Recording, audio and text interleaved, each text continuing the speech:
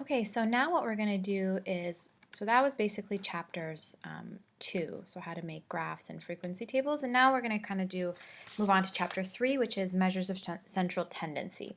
So how would we get mean, median, or mode using SPSS? And this is pretty straightforward. You're going to go to the same menu, so analyze, descriptive statistics, and then frequencies.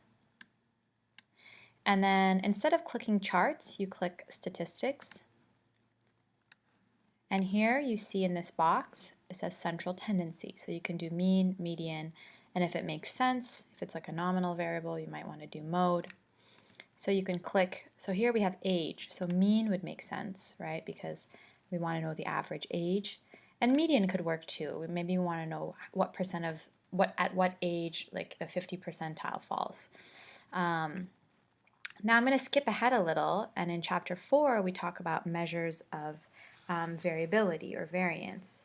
And here, down here, you can see dispersion, and this gives you those measures. So the main ones are the standard deviation, variance, and range. You could also see the minimum or maximum, and then up here we could even see quartiles. So in the book it talks about quartiles, so the 25th percentile, the 50th percentile, and the 75th percentile. We could do that. Or we could even do our own percentile, so you could write in what you want. But we're just going to do, we'll look at quartiles. And then we want to click continue.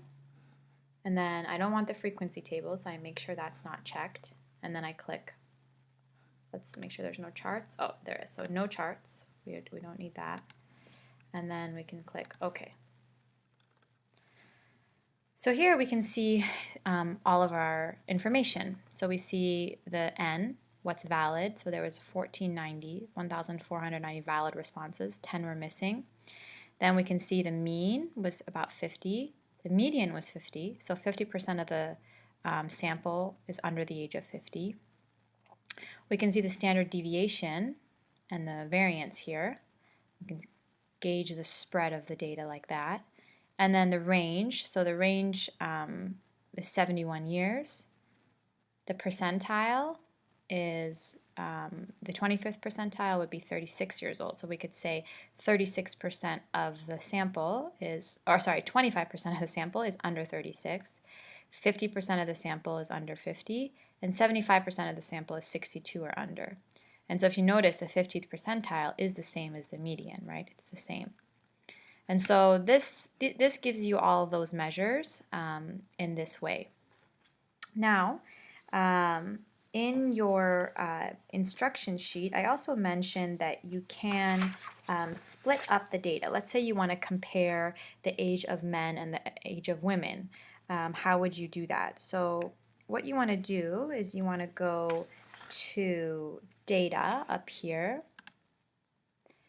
and you come down to split file.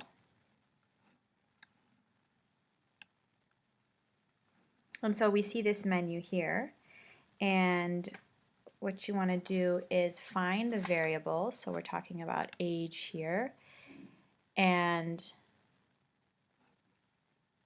you want to go to compare groups, and we want to compare groups by gender. So if you want to compare groups by gender, sorry, we don't want to say age, we want to find gender. So let's go down. There it is. So we want to compare groups by gender or by sex. So we put that in there. And then we click OK. And now here it says split file layered by sex. So it's split the file by sex. So if we went and we did the same statistics, we would get it by gender. So let's go to Analyze, Descriptive Statistics, Frequencies, Age. We would say statistics. So all of those things are still marked. We could say OK, and look, it gives it to us for males. So we see the average age for men is 49, the average age for women is 50. You could do this if you were, let's say, doing a bar graph. So we could do, so we wouldn't do a bar graph for age, but let's say we wanted to do a bar graph about happiness in marriage, how happy they are in their marriage. So we could do a bar chart.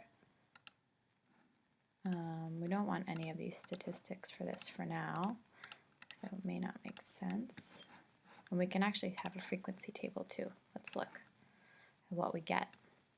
So here we see for males and for females, this is the scale. So this is very happy, pretty happy, not too happy. So this is an ordinal variable. And then here we could see the valid percent. So 61% of males felt very happy. For females, we see 57% felt very happy. And then we can see this visually. This is pretty big actually, but we can try to see.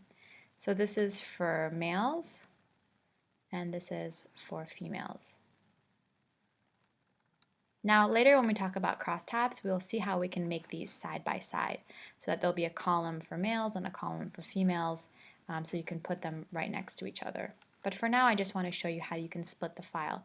Now when you're done doing that, you want to go back to Data, Split File, and you want to click Analyze All Cases, Do Not Create Groups, so that it takes that split file off so that everything that you output isn't split by sex. So that's it for these 4 chapters. I hope that's helpful for you and helpful as you're working through the SPSS worksheet number 1. If you have any questions, again, please don't hesitate to ask me.